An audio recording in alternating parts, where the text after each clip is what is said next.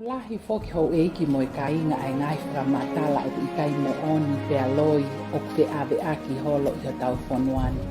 Ko kakai toko si au pito peni na fra hoko a fra paki. Previously on fact checking.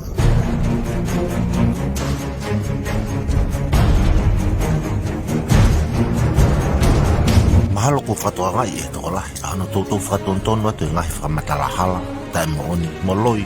Hoko omi e hani ifka pen mo tau HUHU MALU'I. Ko tu kwatu hangahi episode se fa. Peko hoko atu eni o tala noa.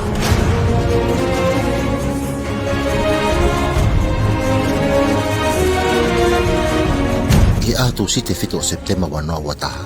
Ni whamafola mai me televisione TPN, le Tulos Broadcasting Network, HAPOLO Kalama. Ko polo kalama ni KAKAI FAIFEKAU Steven AIPOLO, FAIFEKAU Perry Taukolo, na beheke Toketa ko Ray Ibrahim. Nela henga himia KEHEKEHE na nau lave kiai pe ak FAKA'UHINGA'I mai proklaman ke fai hanu whakatonton ria na mau HALA'I KAKAI oi whanua. Ni lave a Dr. Ray ke sino ko into FDA mi Amerika. Ni omia a Dr. Ray a whakaloloa a FDA ko Food Drugs Association. From the FDA. And what is the FDA? It's Food Drugs Association. Kapau ni iai hawhana wako na mamata he polo kalamani. O maho inga ke nau whakatokangai o hala pe ta emon e whakaloloa ko ini. Ko FDA o ikai ko Food Drugs Association ka ko Food and Drug Administration. Mahalo na ko haki fito aki pe a Dr. Ray ka ko hawa e whihui ko ini. Kahanay hato yung ahime ani fito aki a Dr. Ray hen pe a engari hokoi ke ni kakhalai a kamamata. Nito lawe foka Dr. Ray o pehe ko HUHU MALU'I o ikai ko HUHU MALU'I maai toko taha kotoa. Pe whakatatau ke Dr. Ray o tapui me WHO ke HUHU MALU'I ani ihi o na umua i ngahi whakautua o hangi ko suka. Diabetes. They're not allowed. No. The vaccine is not good for everyone. Nito kon he na FAIFEKAU Perry Taukolo ke no whakaton lea ki whamatala whakatonga. Kapau o kuke mkansa, kapau o kuke suka, kapau ke toto maalunga, o kai to tonuia ke hanga e koe to'o. Ai whaito'o koe ne sinika. O whakahoko e toka ngalahi heni ke uhi ko talu e kamata e tau HUHU MALU'I pe mohono whakahame me pot ngai mo'ui ke tomu a HUHU a kakai koe no keiho na ngahi mahak tauhi o hangai ko suka. Ne te whamamawhai mai heni FAIFEKAU Perry Taukolo ko ngai whamatala a Dr. Ray o hao hangatonu pe mai WHO. Ko hi koe talu e kamata mai hui whanua koe ni na tala pe kau iaha mahak tauhi, iaha whainga parapare masino pake kātaki mai o HUHU ko. Ko whaampe ke toi ki o mai en ke MAHINO ke kakai e whanua ko hinga pe koe whakamatala ne toi tāan ko ni. Ko WHO weni ai ko whai Fakaongoongo ko ki ai e tau potu ngai mo ui unau tala mai ka uku ke kansa o na ke hu e sinika. Ka pau uku ke Mafu, ka pau ki ai ha toto maalunga pe koe suka. Hei kai te ton ke. Ka kumoni nai angai whakamatala ko ini. O tapui nai pe me WHO ke HUHU MALU'I e ka AstraZeneca ai ni ihi ko ia ngai whakautua ko ini ne whakalau e Dr. Ray pe mo Perry Taukolo. I ahau a September wano wataha, na ituk maya e WHO a ngai whakamatala ko infika pa me HUHU MALU'I AstraZeneca. Ni tohi i uri mo hinihina mayai o ikai hato e veiweiua o kukau a ni ihi oksuka i FIEMA'U ke HUHU MALU'I. O kaukai mo hani ihi o mahak pe me ngai whakautua ko ia.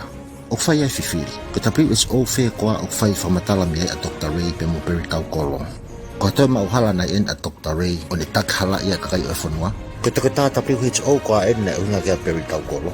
Ko Toketa TKO. Kage, neto o hake whake Dr. Ray o pehe ko HUHU MALU'I AstraZeneca na e ta ofia i ngai whanua e wawalu ke o e ngawe aki. The second trial, we have biological issue happen in the blood caused by AstraZeneca. That's why in March 2021, 28 countries all over the world suspend AstraZeneca because of 28 countries. 28 countries. They suspend because of the biological issue happen in the blood cause clotting, cause stroke or heart attack or the blood plate is getting less. Ito ko niha ka FAIFEKAU Perry Taukolo i hana whakaton lea ian ki lea whakatonga. Pea koe ne whakamatala koe ke sinika, o ni tala mai e koe mai whanua ne ungofu mamalu nau ta off i nau tolu i kai te ngai aki a sinika. Ka hana e mooni o ngahi whakamatalani. O mooni ngahi lawe ki hono ta ofi e ngahi whanua e ni ihi a AstraZeneca. Ka ko whakamatala e nuk ta e kakato, ka i ene ta e kakato, te nela whakatupu e tak HALA'I. O hange koe ni. I whanonga ka kai tokolahi i hono talambai na e ta ofi a AstraZeneca i ngai whanua lahi. Pe te nau eke rewa. Ka koe hao ko o mai e ki tongani. Ko ki pui tu anu no pe en kehe tau huhu MALU'I AstraZeneca.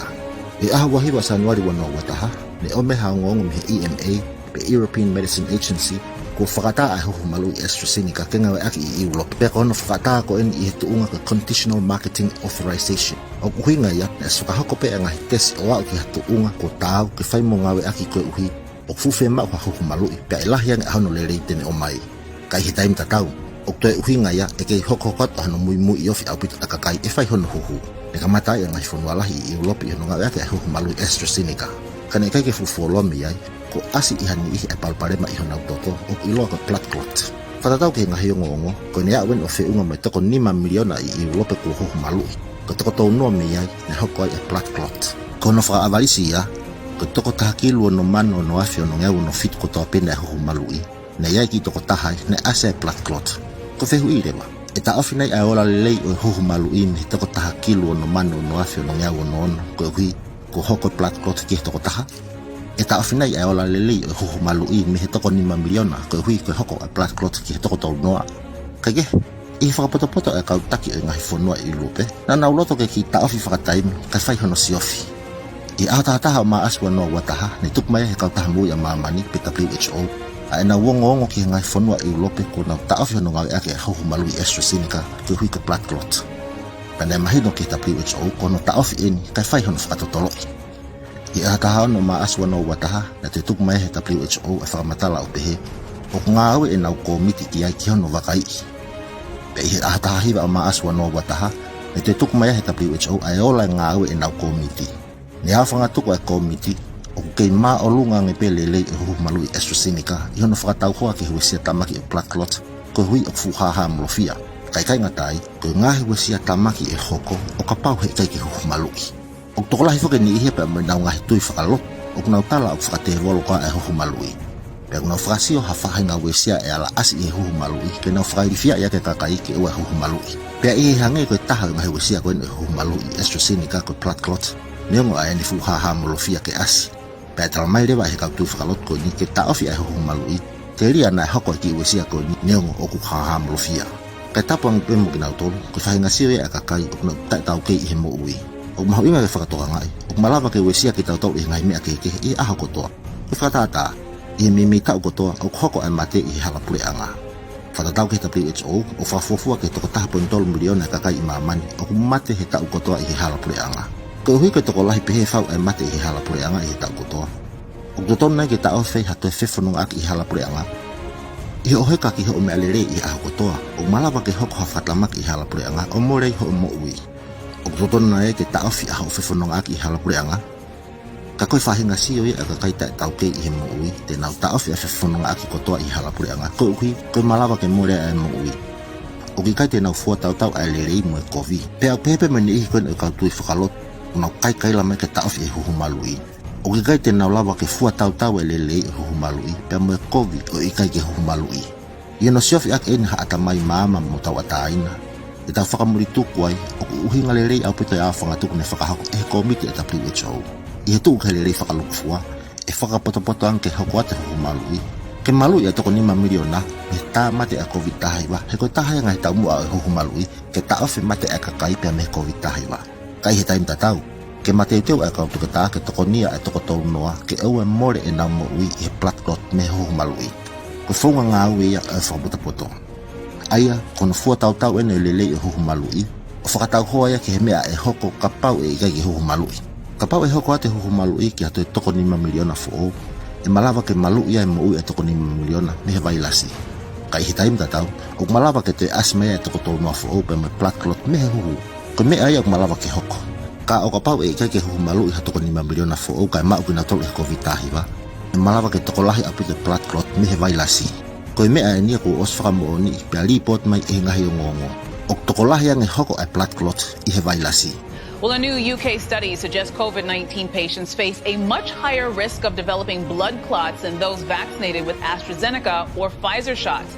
The study finds that for every 10 million people who receive the first dose of AstraZeneca, about 66 will suffer from a blood clotting syndrome. That compares to more than 12,000 more incidences reported in 10 million people who have tested positive for COVID-19. O toi mahino me hina o kai ko AstraZeneca pe o asa blood clots ka toi aspe FOKI HUHU MALU'I ko Pfizer. Pe hange ko no whakamaala mai o lahi hange asa blood clot I KAKAI ta HUHU MALU'I I taimi o maa wai kina tol vailasi.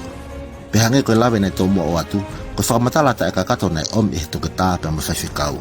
Ko lawe ko ia o pehe le ta ofi HUHU MALU'I AstraZeneca I ngai fonua. O mo onia ka aku ta kakato. Pe ko ni kakato le vai ne ta ofi I ngai fonua ka ke hawatu pe ngai fonua. Ne whahafok I he nau kolokalama ne ta ofi he fonua wa walu. Pe nengo ka pau nei mo oni ka fonua whakatoa te au whaua. O kuhinga ia ne ta ofi he fonua wa walu ka ke whakangofua ngai fonua te au tafa. Ngai fonua ko ne ta ofi ni hiri hono whakamala alam I WHO ni ai hono TOKOLAHI na nau te FOKI mai o wato no ngā ake AstraZeneca. Ne ostuk mai ngai kau Fakaongoongo ko whatata I atahau a maas wana wataha ne o mei ngongo PPC ano ta ofi Thailand ano ngawe ake HUHU MALU'I AstraZeneca.